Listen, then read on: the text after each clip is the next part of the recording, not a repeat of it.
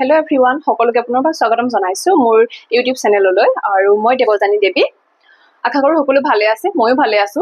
ক্লাছসমূহ অনা অকনমান দেৰি হৈছে মানে ইংলিশ মই ষ্টাৰ্ট কৰিছিলো আৰু মই টেন্স পঢ়াইছিলো লগতে পাৰ্টস অফ স্পিচ পঢ়াইছিলো আৰু তাৰ পিছৰ ক্লাছখিনি মই অনাই নাছিলো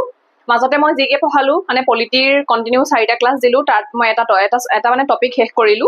ইয়াৰ পাছতে মই এতিয়া পঢ়াই আছো ওয়াৰ্ল্ড মেপিং আৰু মানে 4টা মান ক্লাছ লাগিব তাৰ পাছত ওয়াৰ্ল্ড মেপিং শেষ হ'ব এনেকৈ মই কন্টিনিউ ক্লাছখিনি মানে এটা সিৰিজ আনিম কিন্তু ভাবিছো মাজে মাজে ইংলিশৰ দুই এটা ভিডিও আনি থাকো নহলে মানে ইংৰাজীটো যদি সমানে পঢ়ি যোৱা নহয় তেতিয়া আমাৰ অসুবিধা হ'ব আৰু ইংলিশটো সেইকাৰণে মই ক্লাছটো কন্টিনিউ কৰিম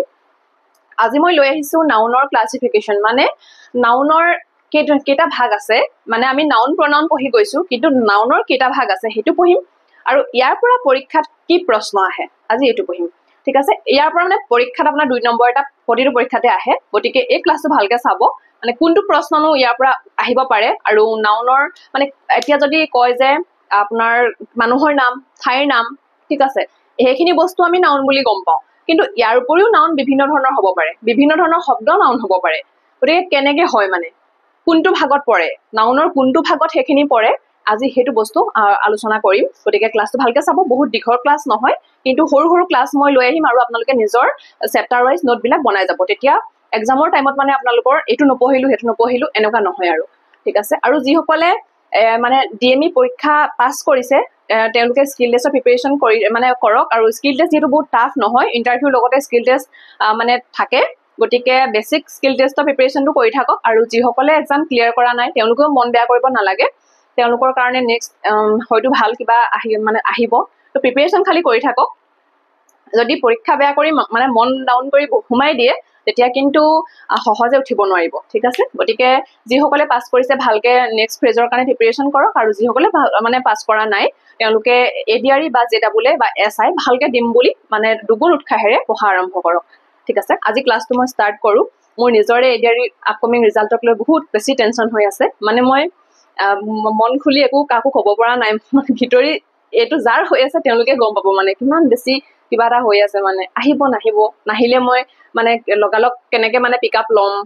মাইন্ড ডাউন হৈ যাব নেকি বহুত টেনচন হৈ থাকে আৰু তো তাৰ মাজত ক্লাছ ৰেকৰ্ড কৰিবলৈ মানে মুড নাই কিন্তু উপায় নাই মানে পঢ়াটো পঢ়িবই লাগিব ঠিক আছে সেইকাৰণে আহক মই আজি নাউনৰ এই ক্লাছটো আগবঢ়াও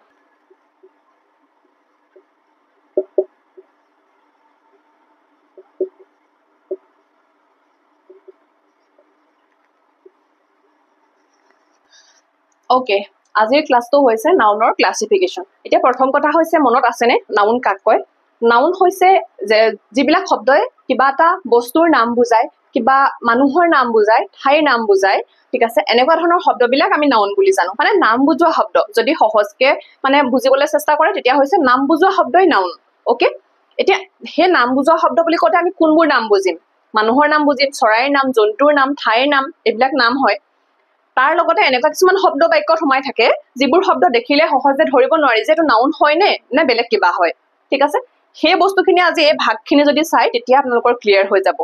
এতিয়া চাও নাউনৰ ক্লাসিফিকেশন মানে নাউনৰ ভাগ কেইটা নাউনৰ প্ৰধান ভাগ হৈছে 5টা ঠিক আছে কি হয় এই 5টা ভাগ জানেনে প্ৰথমটো হৈছে প্ৰপাৰ নাউন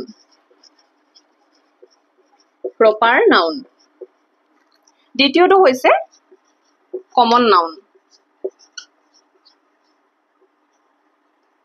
ওকে তৃতীয়টো হৈছে material noun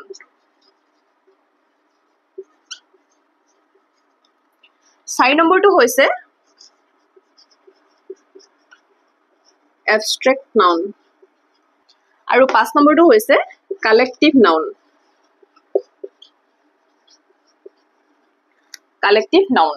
okay proper noun common noun material noun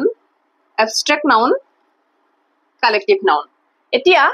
ইমানখিনি যে ভাগ আছে মানে কোনটো কি হয় হেতু আমি জানিব লাগিব ওকে প্ৰপাৰ নাউন কোনবিলাক মই লিখি যাম লগে লগে ইয়াতে মই গোটেই নোটটো বনাই দিম প্ৰপাৰ নাউন কোনবিলাক এতিয়া প্ৰপাৰ নাউন মানে নামবাচক ঠিক আছে নামবাচক মানে যিবিলাক নাউনে নিৰ্দিষ্ট মানুহৰ নাম ঠিক আছে ঠাইৰ নাম বস্তুৰ নাম বুজাব ঠিক আছে বস্তুৰ নাম বুজাব মানে স্পেসিফিক্যালি কৈ দিব মানে স্পেসিফিক হ'ব ডিস্টিংক্ট হ'ব মানে ক্লিয়াৰ হ'ব ক্লিয়াৰলি এটা নাম দিব হেইবিলাক হৈছে প্ৰপাৰ নাউন উদাহৰণ কৈছো উদাহৰণ কি হ'ব যেনেকে হিতা বা সীতা ঠিক আছে ৰাম ব্ৰহ্মপুত্ৰ নদী বুলি কওঁতে ব্ৰহ্মপুত্ৰ গুটে নদী বুলি কোৱা নাই ব্ৰহ্মপুত্ৰ বুলি নামটো কৈ দিছে মানে একদম স্পেসিফিক্যালি কৈ দিছে ব্ৰহ্মপুত্ৰ মানে ছোৱালী বুলি কৈ দিয়া নাই হিতা বুলি কৈ দিছে ঠিক আছে মানে স্পেসিফিক্যালি দেখুৱাই দিছে তাৰ পাছত যেনিবা কিতাপৰ কথা কৈছে ৰামায়ণ যেনিবা ৰামায়ণ ঠিক আছে কিতাপখনৰ নামটো কৈ দিছে বা ঠাইৰ নাম কৈছে যেনিবা গুৱাহাটী গুৱাহাটী ক্লিয়াৰ যিবিলাক হয় মানে দেই ক্লিয়াৰলি নামটো মেনশন কৰি দিয়ে হেবিলাক হৈছে proper noun okay proper noun চিনি পালে তাৰ পাছত আহক কমন নাউন হৈছে জাতিবাচক বিশেষ্য জাতিবাচক তাৰ মানে গুটে জাতিটোক বুজায় গুটে জাতিটোক বুজায় মানে এতিয়া হিতা বুলি নকয় হিতা এনেকে নাই কোৱা যেনিবা গাৰ্ল বুলি কৈছে ঠিক আছে এতিয়া ৰাম বুলি কোৱা নাই যেনিবা বয় বুলি কৈছে ঠিক আছে বা গংগা বুলি কোৱা নাই ৰিভাৰ বুলি কৈছে ঠিক আছে গুটে ৰিভাৰ খিনিক বুজাইছে নিৰ্দিষ্টকে দেখুৱাই দিয়া নাই যে গংগাখন হয় বা বয় বুলি কৈ দিছে ৰাম বুলি কৈ দিয়া নাই ঠিক আছে গুটেটো মানে একেলগে এতিয়া যদি কয় মানে এই যে শব্দবিলাক ফাদাৰ মাদাৰ ঠিক আছে এই শব্দবোৰ নাউন হয় এই শব্দবোৰ নাউন বুলি মানুহে পটককেনে মানে আমি ধৰিব নোৱাৰো মানে যদি নামটো কৈ দিয়ে আমি গম পাও নাউন কিন্তু ফাদাৰ বুলি কওঁতে ফাদাৰ শব্দটো নাউনত পৰে আৰু মাদাৰ শব্দটো নাউনত পৰে ঠিক আছে ব্ৰাদাৰ সিস্টাৰ মানে যিয়ে নহওক ওকে বা এতিয়া ভিলেজ বুলি যদি কয় গোটেই গাঁওবোৰকে বুজালে ঠিক আছে বা সিটি এই শব্দবিলাকত নাউনে হয় ঠিক আছে এই শব্দবোৰ ক'ত পৰে কমন নাউনত পৰে ঠিক আছে এটো আপোনালোকে মানে বুজি ল'ব এই শব্দবোৰ যদি বাক্যত থাকে আমি ধৰিব নোৱাৰো এই শব্দবোৰ আসলতে কি হয় প্ৰপাৰ নাউনৰ এটা বৈশিষ্ট্য আছে এই বৈশিষ্ট্যটো লিখি থব প্ৰপাৰ নাউনৰ এটা বৈশিষ্ট্য আছে হেতু হৈছে প্ৰপাৰ নাউনৰ যিবিলাক শব্দ হেবিলাকৰ প্ৰথম লেটাৰটো ক্যাপিটেল হয় ঠিক আছে প্ৰথম লেটাৰটো ক্যাপিটেল হয় এটো বৈশিষ্ট্য লিখি থব দেই ইয়াৰ পাছত আহিলে মেটেৰিয়েল নাউন বুলি কওঁতে আমি দুই ধৰণে পঢ়িব লাগিব হেতু কি হ'ব এটা হৈছে কাউন্টেবল আৰু এটা হৈছে আনকাউন্টেবল নাউন আনকাউন্টেবল দুটা ভাগত পঢ়িম কাউন্টেবল কোনবোৰ আৰু আনকাউন্টেবল কোনবোৰ কাউন্টেবল নাউন হৈছে যিবিলাক আমি হিসাব কৰিব পাৰো মানে বয়জ ঠিক আছে মানে বুকস এনেকে যদি থাকে আমি হিসাব কৰিব পাৰো ঠিক আছে যাৰ প্লুৰেল ফৰ্মটো এনেকুৱা থাকে বুকস কিন্তু আমি uncountable noun suppose milk water oil sand বালি ওকে তো এবিলাক আনকাউন্টেবল নাউন মানে এবিলাক আমি হিসাব কৰিব নোৱাৰো ঠিক আছে এই মেটেৰিয়েল দুই ধৰণৰ হ'ব পাৰে কাউন্টেবল আৰু আনকাউন্টেবল এটা কেনেকে হয় মই এটো বস্তু বুজাই দিম আৰু এই আনকাউন্টেবল নাউন বিলাকৰ প্লুৰেল ফৰ্ম নাথাকে আৰু মানে এই আনকাউন্টেবল নাউনৰ আগত এ এন ডি নবহে ঠিক আছে এটো এটা বৈশিষ্ট্যই হয় এ এন ডি নবহে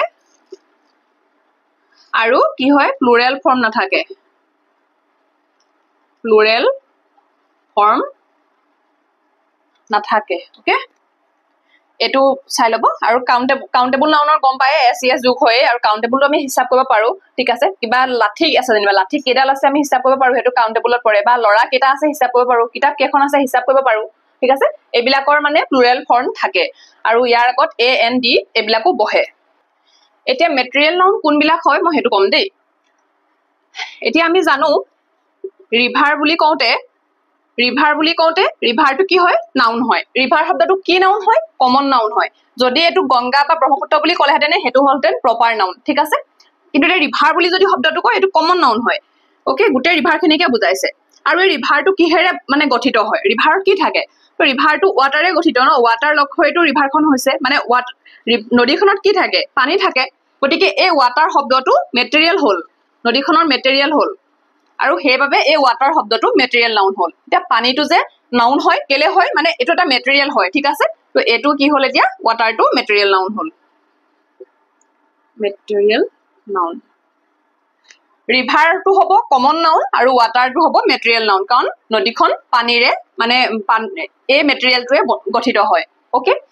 তেনেকৈ এতিয়া যদি কয় এটা শব্দ লাইব্ৰেৰী লাইব্ৰেৰী লাইব্ৰেৰীটো কি হ'ব কমন নাউন হয় ঠিক আছে লাইব্ৰেৰী মানে নিৰ্দিষ্ট নাম কৈ দিয়া নাই নহয় অমুক লাইব্ৰেৰীটো বুলি এজ এ হ'ল লাইব্ৰেৰী বুলি কৈ দিছে গতিকে এইটো কমন নাউন হ'ল আৰু লাইব্ৰেৰীটোত কি থাকে বুকছ থাকে তাৰমানে এই বুকছখিনি মেটেৰিয়েল নাউনত পৰিলে ওকে এনেকুৱা হয় এবষ্ট্ৰেক্ট নাউন ঠিক আছে যিবোৰ নাউনে লিখি ল'ব যিবোৰ নাউনে নাউনৰে দুখ গুণ বুজায়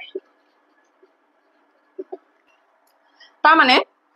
কিবা এটা নাউনৰ যেনিবা কোৱালিটি বুজালে ঠিক আছে বা কিবা এটা নাউনৰ কোৱালিটি বুজালে বা কিবা এটা নাউনৰ একশ্যন বুজালে তো সেই শব্দবিলাকো নাউনতে পৰে তাৰমানে কেনেকুৱা কোৱালিটি ধৰক এতিয়া কাইণ্ডনেছ ওকে কাইণ্ডনেছ শব্দটো এই শব্দটো এতিয়া এবষ্ট্ৰেক্ট নাউনত পৰিছে কাইণ্ডনেছ গুডনেছ এনেকুৱা শব্দবোৰ কোৱালিটি বুজাইছে এটা নাউনৰ কিন্তু এই শব্দটো নিজে এবষ্ট্ৰেক্ট নাউন হৈছে আৰু একশ্যন যেনেকৈ লাফটাৰ ওকে থেফট ওকে তাৰপাছত আপোনাৰ এইফালে লিখি দিছোঁ মানে এই একশ্যনৰ এপিনে উদাহৰণ দিছোঁ দেই মুভমেণ্ট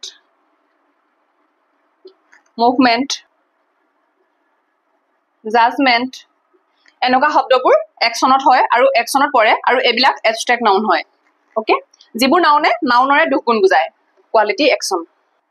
আমাৰ যিবিলাক শব্দ মানে এডজেক্টিভত পৰে যেনেকৈ কাইণ্ড শব্দটো সেই এডজেক্টিভৰ শব্দবিলাকো মানে এবষ্ট্ৰেক্ট নাউন হিচাপে আমি লিখিব পাৰোঁ